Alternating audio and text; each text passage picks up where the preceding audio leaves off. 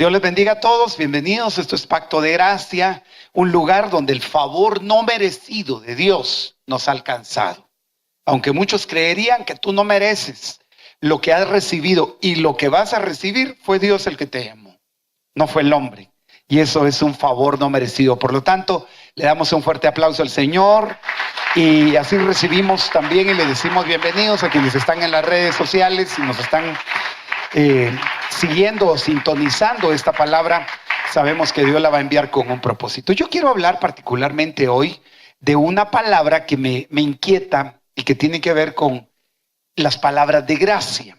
Esta serie la empezamos, de hecho este es el tema número 5 que estamos cubriendo, y hoy me quiero referir a las palabras de Cristo, a las palabras de Cristo, y así muy intencionalmente, por varias razones. La razón principal por la que Dios estableció una relación con nosotros fue revelarse en la persona de Jesucristo. Al punto que estando con los discípulos, mirábamos el día viernes, el Señor les empieza a hablar y les dice: yo me voy a preparar el lugar, pero antes de eso, que no se turbe su corazón ni tenga miedo. Eso era Mateo 14:1. Que no se turbe su corazón ni tenga miedo. Y focalizábamos que la turbación viene tarde o temprano a tus diferentes áreas. Hay turbación por causas en el cuerpo, te sientes turbado, confundido. Hay turbación por causas en el alma, te sientes triste a veces. Las emociones, los sentimientos son trastocados de tal manera que aún el salmista mismo tiene que decir en el Salmo 42, ¿por qué le decís a mi alma que huya como ave al desierto? Se sentía como que si era un tormento, una parte turbada en él, en el alma. Pero lo más tremendo es que alguien sufra turbación en su espíritu. Y la turbación en el espíritu, mire, es una desconexión de todo aquello que te acerca y te da vida en tu ser interior, de tal manera que aunque tu cuerpo estuviera siendo tocado y turbado, cuando tu espíritu está en su lugar, tú no te mueves y permaneces en una condición, hermano, en la que sin importar lo que venga, tú podrías decir como Job: aunque él me mate, en él espero. Pero ¿qué te parece que una simple discusión en pareja, un simple desprecio que alguien te hizo, o algo que no te salió como tú querías, fallaste en un negocio, cosas que te deprimen y te llevan a hacer locuras, básicamente? Pero cuando esa condición se da, Jesús dice: no se turbe su corazón ni tenga miedo. Pero después dice: creen en Dios, crean también en mí. Porque había gente que había creído en Dios, pero no creía en Él. Y el mejor ejemplo es que Él regresa a su natal Nazaret y dice que ahí no pudo hacer milagros a causa de la incredulidad de ellos. Yo no descarto que Él, ¿cómo no amaría hacer los milagros más hermosos y más grandes en su tierra? Si usted saliera por las naciones y es reconocido porque ha hecho muchas cosas buenas afuera y no las ha hecho en su propia tierra, ¿qué le parecería? El día que usted regresa a su tierra, aparte de comer frijoles, tortilla y tamales, ¿qué querría usted hacer? Pero a causa de la incredulidad de ellos, dice, no pudo hacer muchos milagros en ese lugar. Entonces, aunque Dios esté tratando de ¿cómo lo digo?, de derramar algo muy grande en tu vida, si no partimos de reconocer que Dios está en él y que Dios es él, que Jesús es Dios, porque ese pasaje del capítulo 14 dice: yo estoy en el Padre y el Padre está en mí. Y las palabras que yo digo son las palabras que el Padre dijo. En ese contexto, les dice: me voy a preparar lugar para que donde yo estoy, ustedes estén. Entonces le preguntan: primero es Tomás, ¿no? ¿Y cómo sabemos a dónde va si ni conocemos el camino? Y es ahí donde viene el 14:6.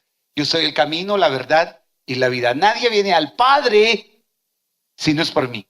Entonces se introduce el concepto del Padre. Les acaba de decir, creen en Dios, crean en mí. No se turben, crean en Dios, crean en mí. Ahora, cuando se introduce el concepto del Padre, hemos visto y hemos aprendido muchas veces que la voluntad del Padre es la voluntad de un personaje airado, enojado, apartado. Hasta pintan al Padre como viejito, arrugado, casi que le ponen un garrote en la mano solo para ver a quién le suena. Entonces, cuando venimos a Cristo, tenemos una separación con el Padre. Y no basta haber caminado con Jesús, sino tiene que haber una revelación. Porque viene Felipe y le dice, muéstranos al Padre. Y la respuesta de Jesús es, el que me ha visto a mí, ha visto al Padre. Entonces, concluyamos. ¿Ellos habían visto al Padre? ¿Qué opina usted? ¿Lo habían visto? ¿Pero lo reconocieron? No. El que me ha visto a mí, ha visto al Padre. La experiencia más profunda que puede haber es que el Padre ungió al Hijo con el propósito de revelar su corazón de tal manera que la revelación del ungido no había sido dada, había sido proféticamente anunciada, pero el ungido es la revelación del corazón del Padre. De hecho, quiero que me acompañes, por favor. Yo quiero avanzar en esto y que el tiempo nos pueda abundar. Le pido al Señor, mire, pues San Juan 14:1. Estoy en San Juan 14:1, perdón. No se turbe vuestro corazón. ¿Creéis en Dios? Creed también en mí. No se turbe vuestro corazón. Creed en Dios, creed también en mí. Entonces, las cosas que han turbado tu vida requieren muchas veces retomar tu fe en el propósito original de Dios. Pero tú no puedes identificar que lo que has oído muchas veces no es lo que el Padre tiene contigo, porque ves misericordia en Jesús y probablemente ves en el Padre una actitud diferente. Pero Dios, que es grande en misericordia, se reveló, se mostró de tal manera que su favor no merecido está enfocado en el corazón del Padre. Mire, tanta es la misericordia del Padre que amó y entregó lo más grande que tenía. Y cuando escuchamos este mensaje lo podemos oír tan simple, pero si tan solo se revelara a nuestro corazón lo que Dios está pensando respecto a ti, estoy seguro que hoy recibirías una recarga en tus fuerzas, en tu fe, te levantarías y dirías, va a bajar mi ansiedad, voy a dejar esta carga en las manos del Señor, voy a entrar en un proceso en el que su gloria, aunque no la vea ahora, está anunciada, está programada, está prometida. Pero si esa revelación no se da, mira, te vas a cabecear, te vas a quedar un rato acá y vas a estar con la insistencia de tengo que hacer, ese problema no se va a resolver si yo no intervengo. Pero si lo que Dios quiere es mostrar una palabra de gracia, una palabra de favor, lo único que yo voy a encomendarte es que no pierdas de vista esto. Dios tiene palabras de gracia. Y el viernes tocábamos un poquito este punto, porque muchas veces cuando las cosas van mal, este es el contexto. ¿Sí? Se nos ha enseñado a amar a Dios, a respetar a Dios, a honrar a Dios, y siempre lo hacemos en el contexto del fuego consumidor. ¿Cuántos saben que Dios es fuego consumidor? ¿Así lo aprendió usted? ¿Sí o no? Y le dijeron, arrepiéntase porque es fuego. ¿Sí? Pero yo siempre guardé esa imagen y no sabía que habían otros que la habían pensado así. Que casi que dentro del fuego cayó una lluvia de saliva cuando alguien le dijo fuego, ¿no? Porque queriendo que nos enderecemos, que las cosas se resuelvan, pareciera que la estrategia es lanzarle más turbación al que ya está turbado. Y es cierto, Dios es fuego consumidor. Pero hicieron un injerto de esas dos frases, Dios es amor, pero es fuego consumidor, porque están en contextos totalmente diferentes. Y si bien es cierto, la Biblia dice que andemos con temor y temblor, y estos puntos son bien tremendos porque en cuanto tú puedes estar viendo a Dios como el Dios que te ama, el Dios que te apapacha en su misericordia, que te hace sentir amado, tienes que batallar con la otra enseñanza que aprendiste, de que tarde o temprano te va a lanzar un rayo, pero así directo. Y bajo esas circunstancias vas a encontrar la cita en 1 de Juan 4:8, porque Dios es amor. El que no ama no conoce a Dios, porque Dios es amor. Solo quiero que veas esto. Juan 4:8. Pero luego tengo el pasaje. La cita no está ahí, pero yo se la voy a dar acá. Si usted me acompaña, por favor, esto es Hebreos. Hebreos en el capítulo 10,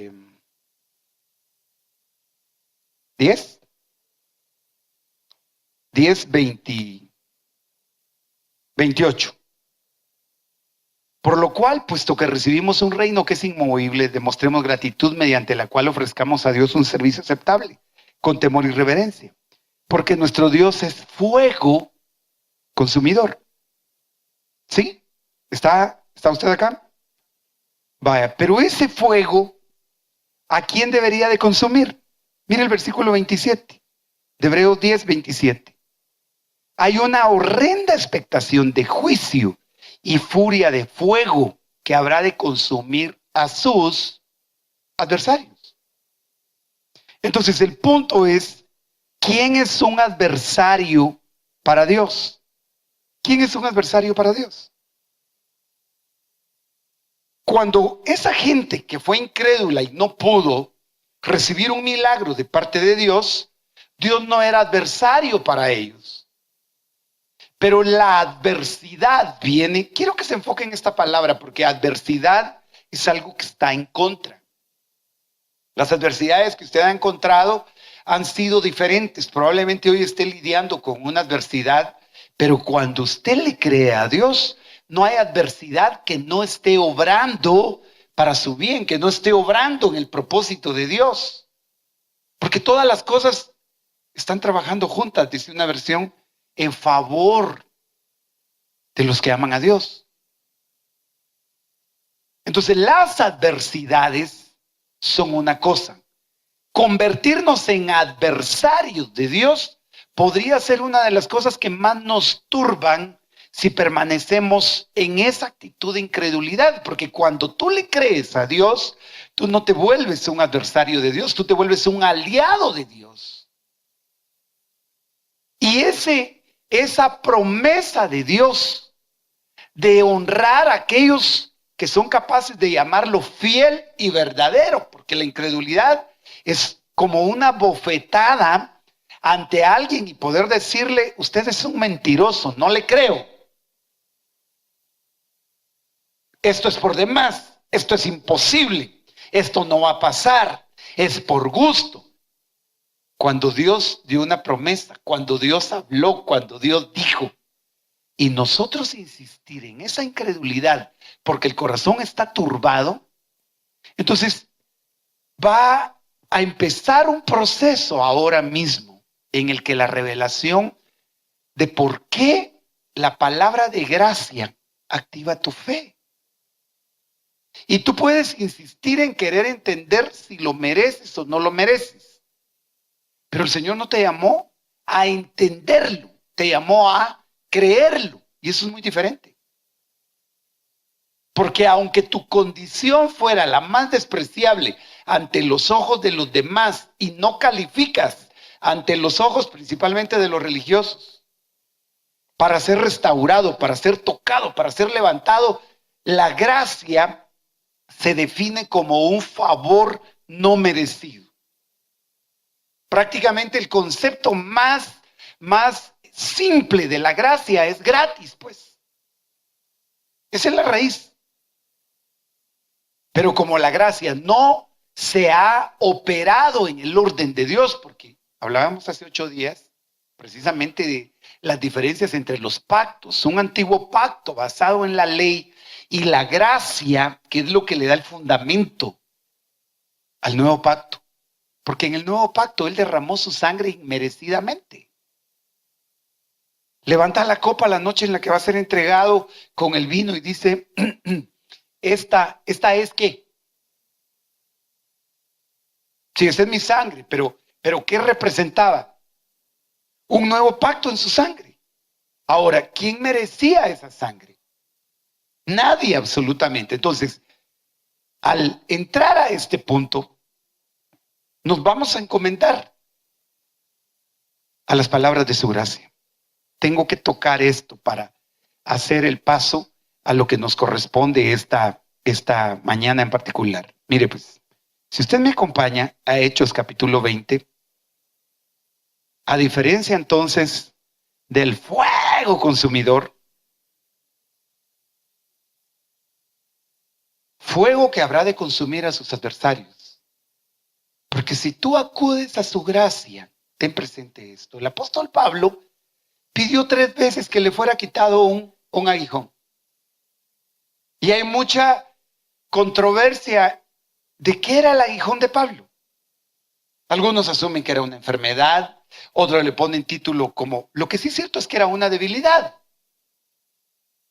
Porque el Señor le tiene que decir, bástate mi gracia porque mi poder se perfecciona ¿en qué? ¿Para qué vas a necesitar un favor no merecido cuando lo mereces? Era algo definitivamente en lo que él, yo no estoy diciendo precisamente que haya sido pecado, pero aún respecto al pecado, todos los casos que yo veo de necesidad que vinieron al Señor, el primer enfoque que él tuvo no fue de la ceguera, no fue de la parálisis, no fue de un flujo, no, fue la condición del espíritu en el pecado. Entonces su gracia es tan tremenda porque no es más que su propia naturaleza como Dios. La gracia no es un concepto, la gracia es una persona, lo hemos dicho una y cuantas veces. Y quiero que me acompañes acá, porque en el capítulo 20 del libro de los Hechos, el apóstol Pablo se está despidiendo y llama a los diáconos para Éfeso. Y está a punto de despedirse, aquí va a haber llanto, él les dice ya no los voy a volver a ver, yo sé que después de mi partida van a venir muchos como lobos, pero ¿saben qué? Los voy a encomendar a Dios y a la palabra de gracia. Los encomiendo a Dios y a la palabra de su gracia, que es poderosa para edificarlos. Pero observe, y dar herencia entre todos los santificados. Ahora, el apóstol Pedro dice que nosotros fuimos llamados con el propósito de heredar, ¿qué? Bendición. Y dice, no devolviendo mal por mal, no maldiciendo, sino bendiciendo, porque ustedes fueron llamados con el propósito de heredar bendición. ¿Para qué los llamaron? Si a usted lo llaman al campo de fútbol y le dicen que lleve tarugos y que lleve todo lo necesario, ¿para qué lo habrán llamado?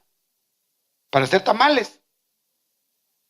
Pero si a usted le dijeron, traiga delantal, tráigase un apaste, consiga unas hojas y le dan todos los ingredientes, usted dice, seguro me van a poner a hacer tamales. ¿Sí o no?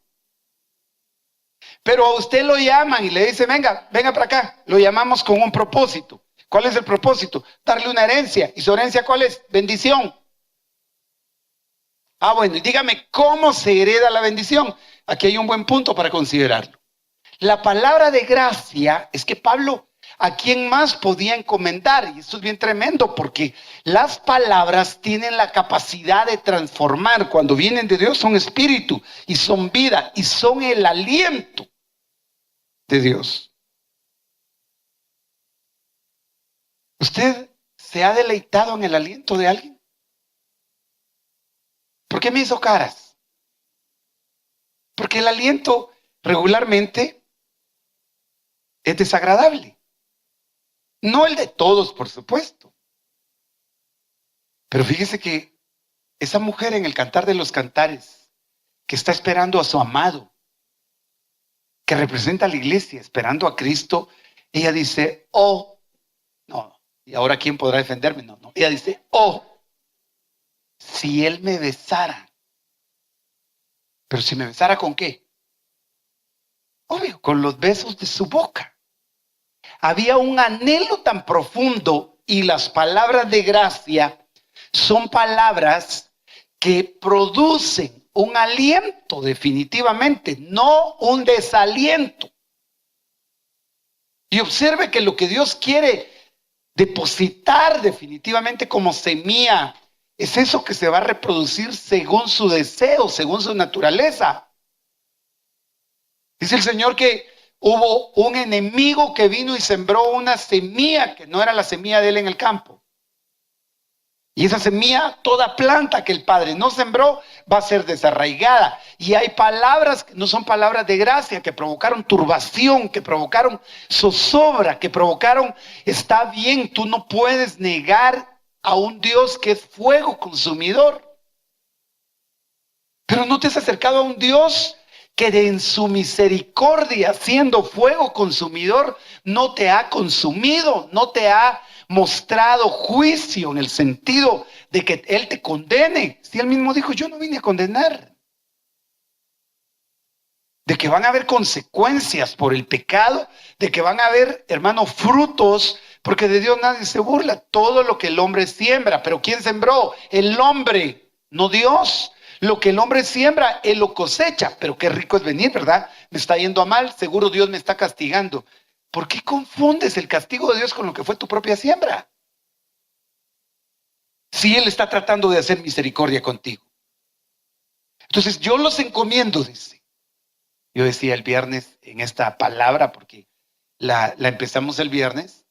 Si usted va a salir de casa y tiene que encomendar a sus hijos, ¿a quién se los encomienda? Y hacía referencia a ese dicho, mal dicho que tenemos. No habiendo nadie que me ayudara, los tuve que dejar en las manos de Dios. Es un insulto cuando decimos eso, ¿no? ¿No cree que debería ser al revés? Mire, busqué al mejor cuidador que hay, pero sobre todas las cosas yo lo puse en las manos de Dios. Eso es diferente. Entonces, las palabras de su gracia son a quienes tú vas a ser encomendado. Porque vas a necesitar muchas veces, en medio de tu debilidad, que su poder se perfeccione. Su poder se hace perfecto cuando tú consideras que no lo mereces, cuando tú consideras que no hay posibilidad por otros medios para que tú puedas heredar la bendición que Él programó. Porque, por cierto, una herencia no es una compra. Una herencia es algo que voluntariamente alguien, gratuitamente, hay una relación de padre o de hijo, pero no solo se hereda entre padres y entre hijos, ¿verdad? Se podría heredar a cualquiera, ¿no? ¿Sí? La mayoría de herencias, como no son compraventas, usan un título que dice donación entre vivos, ¿no? Algo así, ¿no? Porque entre muertos no se podría, ¿verdad? Pero Dios te dio gratuitamente. Entonces, ese concepto va a traer una puerta o va a dejar una puerta abierta para que tú puedas ver que la palabra de su gracia tiene que ver con las palabras que si no operan por fe, tú no las puedes tomar, hermano. Yo tengo que dejarte esto acá. Mira, el Salmo 103:8 dice que el Señor es compasivo y misericordioso. Es lento para enojarse y está lleno de amor inagotable. Al dar esta palabra, Hay gente que prefiere mejor no darla y hablar del fuego consumidor porque se asusta más. Pero como lo hemos aprendido, ¿qué sentido tiene que alguien se acerque a ti por miedo? A ver cuánto te tarda el miedo. Fíjese, hermano, que yo me casé porque ella tenía miedo de quedarse sola. O yo me casé porque yo le dije, o te casas conmigo o te mato. Así quien no se casa, ¿verdad? Yo me acerqué a Dios porque Él me dijo, o te acercas o te mato. A que alguien con amor profundo, con amor, por eso es que lo más hermoso de esto es que el que encendió la chispa aquí fue Él con sus palabras de gracia. Nosotros le podemos amar a Él. Tú no puedes presumir ni yo de que amemos a Dios, hermano. Porque no vaya a ser que el Señor venga en una ocasión y pase lo que le pasó a Pedro. Pedro presume de amar al Señor. Tú sabes ya esa enseñanza al respecto. Pedro presume 3 veces. Niega 3 veces. Y después de su caída, después de negar al Señor, él tiene que regresar y preguntarle, ya en su restauración, y le dice, Pedro, ¿me amas? Yo me imagino que Pedro agachó la mirada. No lo pudo ver a los ojos, agachó la mirada y le dijo, tú lo sabes, Señor. Y le vuelve a decir, Pedro, ¿me amas? Y él vuelve a responder, te quiero. No le dice, te amo. Te quiero. Pedro, ¿me agapes o me agapos? Dice una versión. Y él responda, te fileos. 2 tipos de amor que no estaban en el mismo nivel. Hasta que Pedro tiene que reconocer y decir, Señor, tú sabes todas las cosas. Entonces, cuando presumes que tú amas a Dios y no has tenido la revelación de que tú lo puedes amar a Él porque Él te amó primero. ¿Cómo lo digo? Te amó de tal manera que tú te enamoraste porque sin merecerlo encontraste a alguien que no te buscó el lado feo.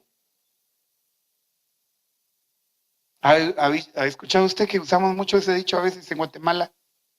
Es que no le halló el feo. Sí. Porque por cierto dice que no hay feo sin su bonito, ni ¿cómo es? Ni bonito sin su feo. Yo creo que todos sin Dios somos feos. Que se mueran los feos.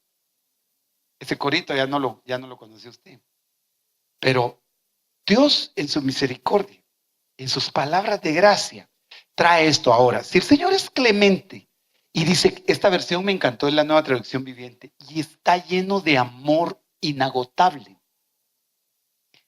Yo meditaba en esto porque, ¿por qué el amor de Dios no se agota? ¿Por qué cree usted que el amor de Dios no se agota? ¿Cuál es la razón? ¿Perdón? ¿Por qué?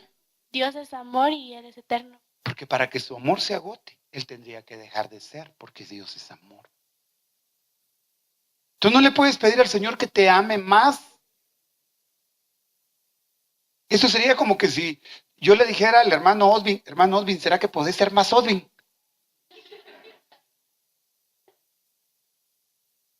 ¿Cómo le podrías tú decir a Dios, Señor, ¿cómo puedo hacer que me amen más? Lo que va a pasar es que Él te va a dar una revelación más profunda de cuánto Él te ama. Eso es otra cosa. Pero esa revelación involucra que tú fuiste encomendado a las palabras de su gracia. Lo que te va a sostener, lo que va a crear, lo que va a producir es precisamente esto. Entonces, yo no veo a un Jesús en medio de todo ese proceso trayendo a la gente más enfermedad. ¿A quién enfermó Jesús? Llegó con alguien y le dijo, tu pecado es que estás tan mal. A ver, te voy a enseñar tu cáncer para que me aprendas a obedecer. Y usted va a encontrar ese tipo de mensaje, ese tipo de evangelio.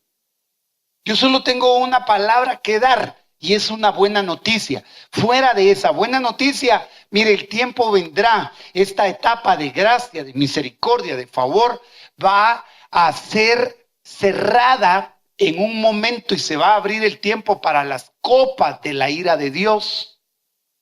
y se van a derramar los juicios sobre la tierra, se va a derramar la ira como tal, pero yo estoy encomendado, estoy designado, estoy llamado, estoy conmovido por una palabra de gracia, de favor, porque de lo contrario, dígame si hay otra forma de restaurar a alguien.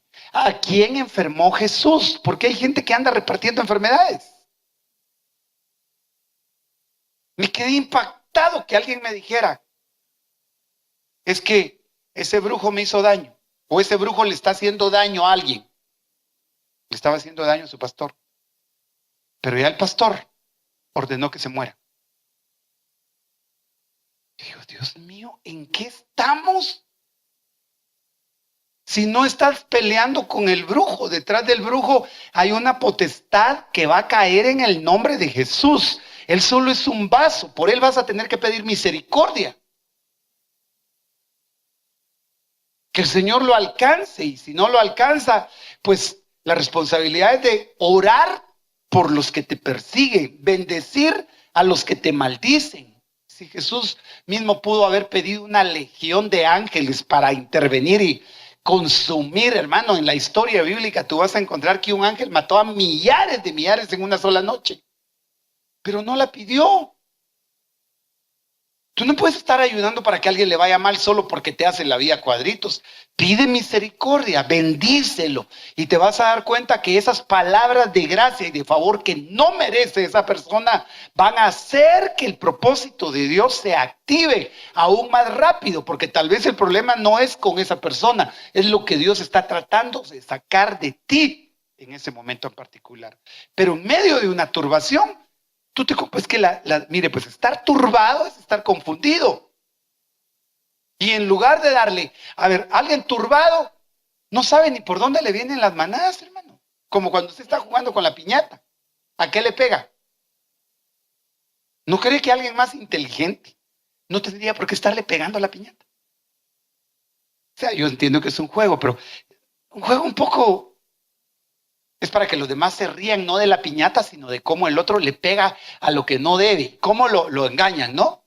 Siempre con la piñata no le haga caso al que le está gritando, porque lo que quiere es burlarse. Adelante, adelante, ya va usted para allá, y la piñata está del otro lado, ¿no? De ahí le dice atrás, va para atrás, ya se la cambiaron, se la pusieron del otro lado. ¿Con quién está lidiando usted? ¿Cree que el problema es su marido? ¿Cree que el problema es la enfermedad? ¿Con quién? Si la lucha no es contra carne ni sangre. Si solo mira a la persona y se le remueve el estómago de la cólera. Pero aquí solo hay dos cosas. El ataque vino al enemigo y el que está infectado eres tú. El que te hizo el daño no es el problema. ¿Cómo la turbación, cuando estás en palabras de gracia y porque te encomendaron a esas palabras de gracia? Entonces, ¿enfermó a alguien Jesús? Perdón, regreso acá. Y aparte de ese punto, ¿qué más tengo acá? ¿Jesús le anunció desgracia y pobreza al necesitado alguna vez? Ustedes los pobres, de una vez les anticipo que van a terminar más pobres. ¿Qué más podríamos ver acá al respecto? Mire pues, ¿a quiénes trató con desaprobación y dureza Jesús? ¿A quiénes? A los fariseos. ¿Y por qué los trató así? ¿Encuentra que a las prostitutas las haya llamado como trató a los ladrones, los llamó como trató a los fariseos? Porque el fariseo representa al religioso que presume que conoce de Dios y se siente mejor y superior a todos los demás. Yo te voy a pedir algo en el nombre de Jesús. Que este lugar sea un lugar de favor no merecido, le guste o no le guste al religioso. Y ahí está yendo fulano. Sí, fíjese que está llegando. Como ahí les permiten cualquier cosa, ¿verdad? Pero en mi iglesia, ¡santidad a Jehová! Ah, bueno. ¿Con qué quiere producir la santidad?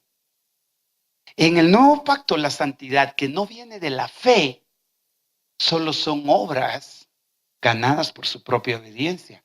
Y déjeme decirle que sin fe es imposible agradar a Dios. Aunque usted obedezca, no es lo mismo obedecer y tener fe. El Señor dice que el pueblo de Israel se quedó postrado en el desierto porque no le mezcló fe a la palabra que había recibido. Y siempre te lo digo, tú obedeces, puedes orar y está bien que ores, pero puedes hacerlo sin fe. Puedes ayunar, ayunas si lo haces sin fe. Puedes hacer, mira, lo que tú quieras, venir al culto y venir sin fe. Estar ahí sentado ahorita y no ponerle fe a esta palabra. Te voy a decir algo, Dios te está tratando como tú no lo mereces, ni como yo lo merezco. Y eso es causa de que tu corazón se volque en gratitud y le diga, Señor, yo no puedo ser así de ingrato, de no ser agradecido contigo. Entonces, cuando la fe viene, tiene que hacer una conexión precisamente que no es natural. La fe no obra, hermano, sino por aquello que nos fue dado en el sentido de que no la merecemos. Si ¿para qué le pondrías fe a lo que tú sabes que mereces? Mira pues, así que la fe es por el oír. Y el oír por la palabra de Dios. El diablo está más que interesado en que tú no oigas. Porque si tú oyes, hermano, la fe es tan poderosa a la manera a la que Dios la expresa, que dice que si fuera tan solo como un granito de mostaza, tú le podrías decir, y tú sabes el contexto, a ese monte se trasladaría. La fe es un escudo del cual Efesios 6 dice, es un escudo. Sin fe es imposible agradar a Dios. Puedo darte todas las definiciones posibles que pueda yo encontrar en la palabra de Dios respecto a la fe. Pero ¿cuál es el origen de la fe? Por eso es que esta semana va a ser una semana de siembra. ¿Qué crees que es lo que se va a sembrar? ¿Por qué? Porque la fe es por el oír. Y el oír, la palabra de Dios.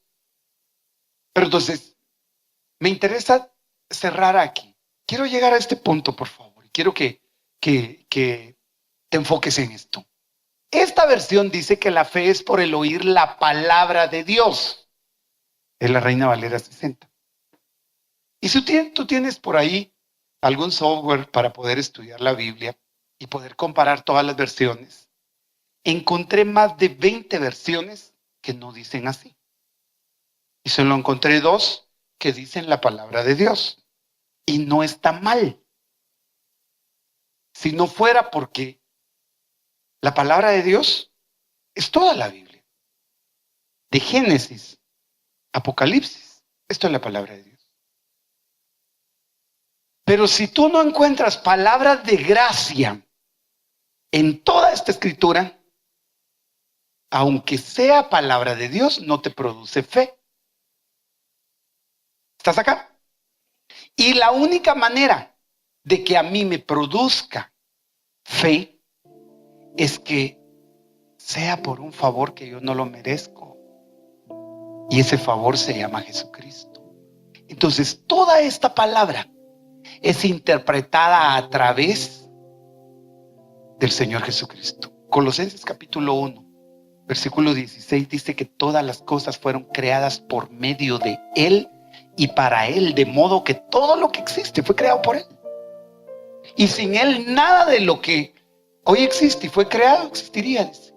Pero ¿de quién es Él? Es Cristo.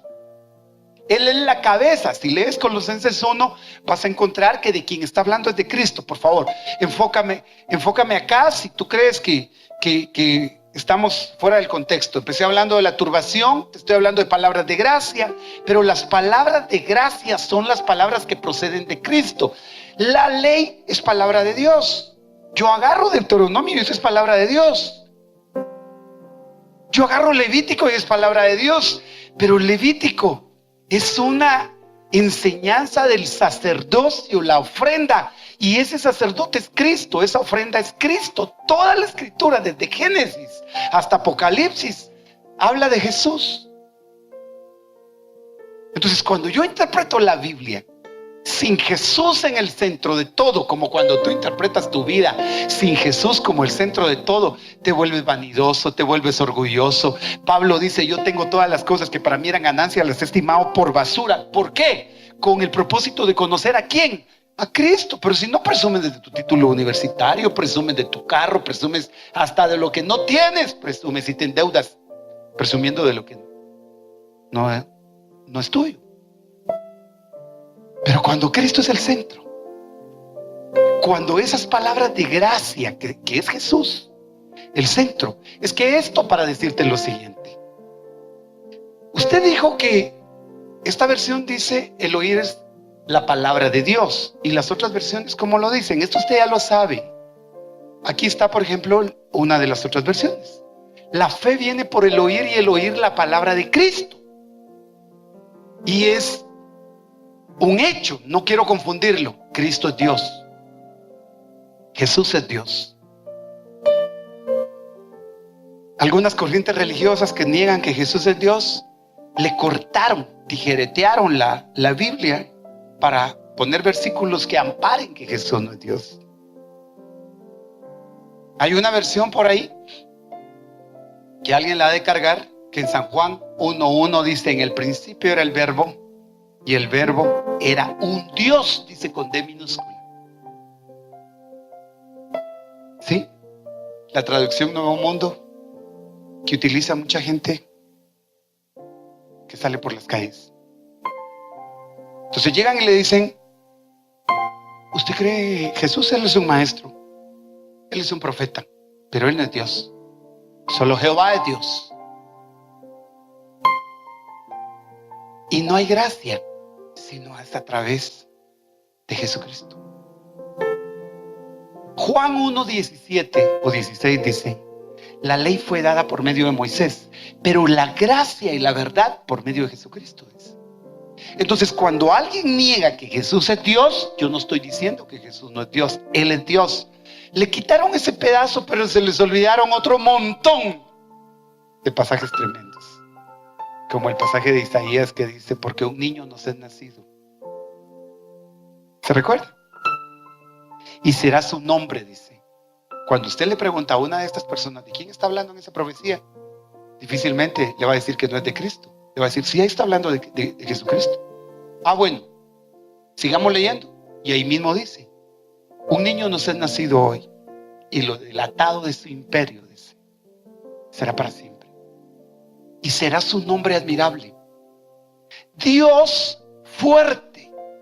Ahí se les olvidó cambiar la D, y ahí sí está con mayúscula. Ahí dice que Jesús es Dios, pero no es solo ese el punto. Yo a lo que quiero llegar acá es a que la fe viene cuando tú sabes que Jesús murió en la cruz inmerecidamente, y eso es gracia, y eso te produce fe. Entonces puedes leer toda la escritura a través de la consumación de todas las cosas que es Jesús. Él es el alfa, Él es la omega, Él es el principio, Él es el fin. Antes de Él todas las cosas que hoy existen fueron creadas en Él. Yo te quiero pedir algo: toda vez que leas la escritura, tú vas a tener que aprender a hacer una separación de pactos, y al final todo se resume en Jesucristo. Y luego acá le voy a mostrar otra versión, esta por ejemplo, la Nueva Traducción Viviente. Así que la fe viene por el oír, es decir, por oír la buena noticia acerca de Cristo. Y cuando fui a buscar esta palabrita a un léxico griego, español del Nuevo Testamento, es la palabra Christos, y la palabra Christos es la misma palabra que se refiere al ungido. Sí, implica ungido, pero dice de la palabra de su gracia, la palabra del nuevo pacto. Y cuando tú te das cuenta de que ese ungido, el escogido por Dios, el que se preparó para venir y anunciar un nuevo proceso de favor no merecido, ese ungido definitivamente que estaba resguardado desde antes de la fundación del mundo. Y Lucas capítulo 4 hace referencia a una escritura que había sido dada desde tiempos antiguos. Una escritura que desde Isaías en el capítulo 6 se había anunciado y en la que se había dicho, Isaías 61, el Espíritu del Señor está sobre mí, por cuanto me ha ungido, me ha enviado, dice. ¿A qué lo envió? A proclamar libertad a los cautivos. Y esa palabra de gracia, que yo te quiero cerrar anunciándotela hoy, porque te vas a ir con una palabra en tu corazón, aún más allá de lo que tu mente podría decir que mereces o que no mereces. Quiero que abras este pasaje en Lucas 4:18. Esta era la manifestación de la gracia por las siguientes razones. Y rápidamente, Lucas 4:18 es el cumplimiento de Isaías 61 y usted lo sabe. Pero dice, el Espíritu del Señor está sobre mí porque me ha ungido. Esta es la palabra Cristo. Cuando usted dice Jesucristo, no es simplemente que diga Jesús el ungido, sino es la manifestación de Dios en una palabra de un favor que no merece. Por lo que le voy a decir, por favor, levante sus antenitas ahorita. Y en la crisis en la que se encuentra, en la etapa en la que venga, en la necesidad que usted tenga, yo sé que va a entrar en uno de estos 7 grupos que se los voy a mencionar rápidamente. Si está turbado por cualquiera de estas 7 causas, el tema de hoy en la serie Palabras de Gracia, porque tengo el fundamento bíblico para haberle puesto palabras de gracia, y es Hechos 20. Los encomiendo a la palabra de su gracia. Amén, ¿está acá? Ahora, esas palabras de gracia, el Señor me ponía 7 grupos, que cualquiera los encuentra. Pero hay una indicación para hoy. Mire pues, me ha ungido a anunciar el evangelio a los pobres, me ha enviado a proclamar libertad a los cautivos, a recuperar la vista de los ciegos, a poner en libertad a los oprimidos, a proclamar el año favorable del Señor. Estos enunciados reflejan grupos de personas que llegaron ahí por alguna causa. ¿Cómo alguien se convirtió pobre? ¿Nació pobre? ¿O sus decisiones lo hicieron pobre? ¿O la vida y los golpes y los fracasos lo dejaron pobre? ¿Cómo alguien terminó cautivo? ¿Qué le diría usted a una persona cautiva en un vicio, en un problema, por ejemplo, ¿qué le diría usted a un drogadicto? Arrepiéntete porque te vas al infierno, porque Dios es fuego consumidor. Así que arrepiéntete, ¿sí? ¿Pero qué lo llevó a él a esa condición? ¿Qué hace la gracia? Ay, Dios mío. Vos compartías algo que a mí me dejó impactado. Un mensaje de un siervo muy bendecido y especial, que dice que la gracia es como una prostituta, basado en Rahab, del capítulo de Josué. ¿Por qué? ¿Por qué como una prostituta? Porque Rahab era una prostituta, pero la prostituta se mete con cualquiera. No le pregunta a su cliente su pasado y su presente, simplemente le va a cobrar por el servicio. La gracia se mete con cualquiera y no le pregunta ni tu presente ni tu pasado, solo que es gratuita, no te la van a cobrar. Y la comparación le podrá chocar en la cabeza al religioso principalmente. Pero estos 7 grupos que están acá fueron gente culpable o sin culpa por la que llegó ahí. Pero nosotros les diríamos, no lo merece. No lo merece. Esa tiene 6 maridos, 5. Y el que ahorita tiene no es su marido. Y la otra la acabamos de recoger del lecho. Estaba ahí con el marido ajeno, o ella tiene marido, pero miren, no lo merece. Y la otra tiene flujo de sangre. Y dice la ley que a esa es una inmunda, a esa ni tocarla. Y ese leproso, la ley dice que no, los leprosos lejos. Mire, Jesús tiene que decirles, a ustedes les fue dicho, pero yo les digo, a ustedes les fue dicho. Y les dice, yo no vine a abrogar la ley, yo no la vine a eliminar, yo vine a cumplirla. Así que Él es el cumplimiento de la ley. Por eso tocó al leproso, alcanzó a la adúltera, rescató al ladrón. Ese ladrón en la cruz del Calvario, ¿qué habrá hecho ese hombre para terminar ahí, hermano? El único del que yo sé que no hizo nada más que amar es Jesús, de los otros. Pero aquí van rápidamente. El Espíritu del Señor está sobre mí por cuanto me ha ungido para dar buenas nuevas a los pobres. Mire pues, ¿habrá alguna pobreza en tu vida hoy acá? Es que cada uno de estos es un mensaje, esto es una serie, cada uno de ellos. Pero hay gente pobre aquí. ¿Por qué piensa primero en el dinero? ¿Cuánto tiempo hace que usted no tiene ni siquiera para darle un beso a su cónyuge? ¿Cuánto tiempo hace que usted está tan escaso de sentir afecto por alguien?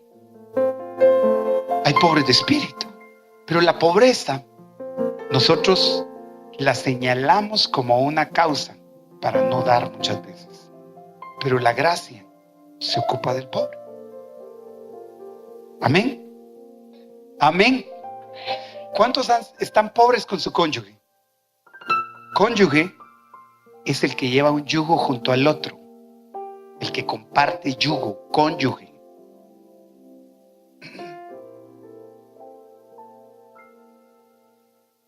Pobres, 3, quebrantados de corazón. ¿Qué hace usted si ve a alguien? Por eso es que de verdad la misericordia del Señor es tan tremenda, porque cuando ve esta necesidad, lo que hace es involucrarse con esa necesidad, no ignorarla. Mire, a pregonar libertad a los cautivos. ¿Qué haría usted con el que está cautivo? Merecido lo tiene. Por algo hizo. Mal le debería de caer. Si es que gracias a Dios que el Señor no nos mira como nosotros miramos regularmente. Ciegos. Cualquiera que sea tu nivel, tengo que orar y terminar este tiempo. Oprimidos. No has visto el año agradable del Señor. La vida se te amargó en medio de tu crisis, de tus debilidades, de tus problemas, en medio de tu propensión a fallar, o entiendas, en medio de la debilidad. Y estrellarte la cara y estrellártela en el mismo pecado y en la misma condición. El Señor te está anunciando un año agradable. Y no estoy hablando de 365 días, estoy hablando de la dispensación del favor de Dios, donde el mayor agrado aquí. ¿Para qué crees que Dios te creó a ti? ¿Para sus dolores de cabeza? ¿Sabes para qué te creó? Porque tú eres su deleite. Tú eres su placer. Si es burda la comparación que voy a hacer, ¿quién de las mujeres que están aquí cocina y hace una comida para fastidiar a todos? Les voy a hacer esto tan asqueroso de tal manera que ni a mí me gusta. Si ahí están, va a probar cómo les quedó. Otro poquito de sal, no. Le falta tal cosa. Ay, qué rico quedó. Y nadie le dice que estaba rico, pero para ella estaba rico. ¿Para qué crees que Dios te hizo a ti? Es que el año favorable, el año agradable, es el año de la gracia, el año del deleite. Tú fuiste creado porque cuando Dios te mira, encuentra placer contigo. Y eso solo va a poder ser por la gracia. Porque cuando tú miras tus patas de avestruz,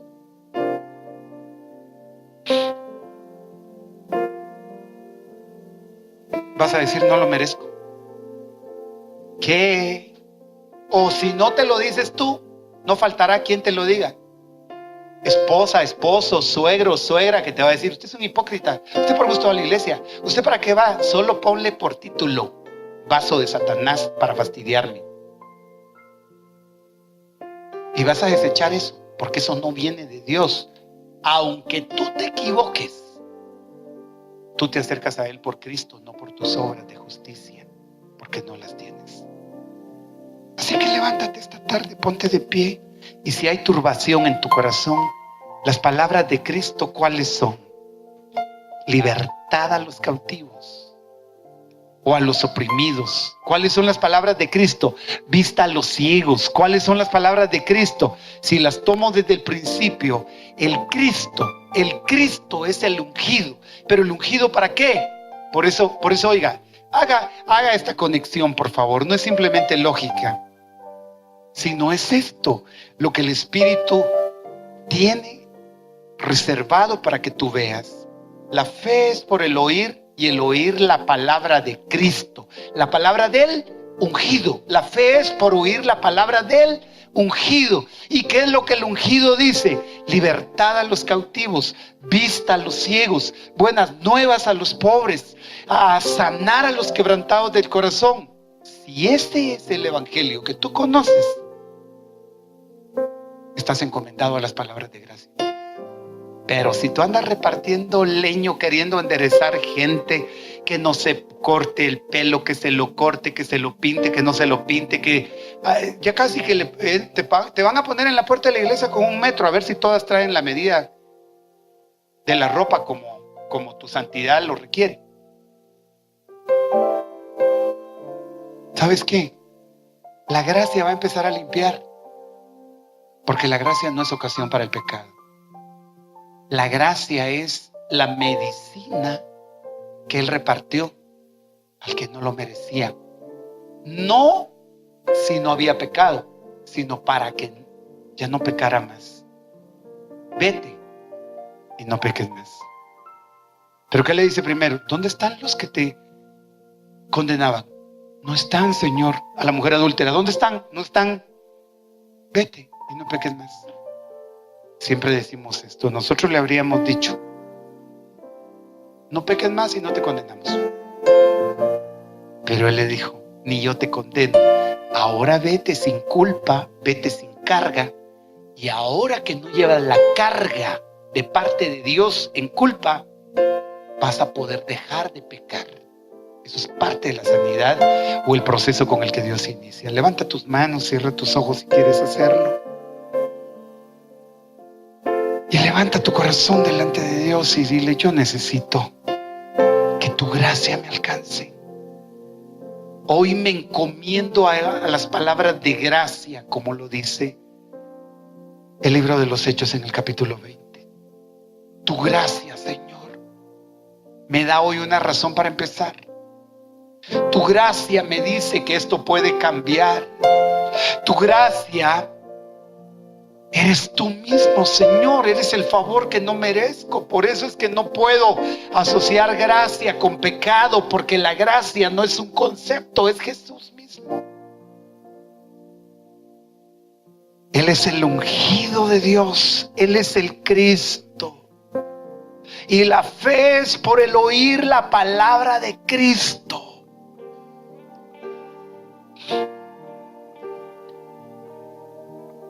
El Antiguo Testamento decía que sin derramamiento de sangre no había perdón de pecados.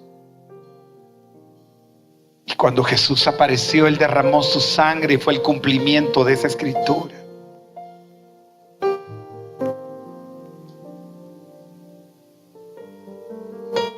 No sé cuál sea tu necesidad esta mañana, pero sí sé que Dios tiene palabras de gracia para ti. Entonces, que diga el débil: fuerte soy.